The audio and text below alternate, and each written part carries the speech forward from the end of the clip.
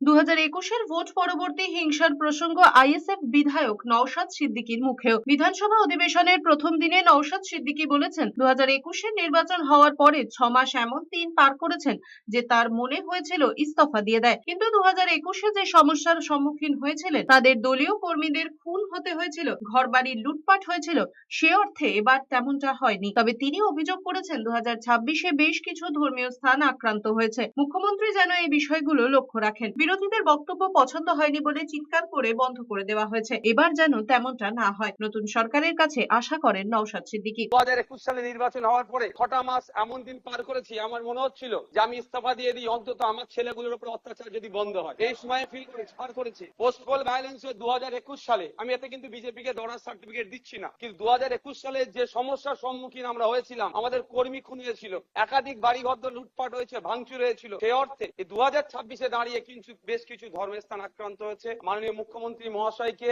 এবং বিজেপি যারা আছে তাদেরকে বলবো, সেগুলো আপনারা লক্ষ্য রাখবেন। এই হাউসে যে কথা চালাচালি হচ্ছে, আমি বসে বসে ফিল করছিলাম তোমায় গিয়েছে আমাদের বক্তব্য, বিরোধীদের বক্তব্য শাসকের পছন্দ হয়নি, বিরোধীদের বক্তব্য শাসকের পছন্দ হয়নি, চিৎকার করে বন্ধ করে দেওয়া হয়েছে।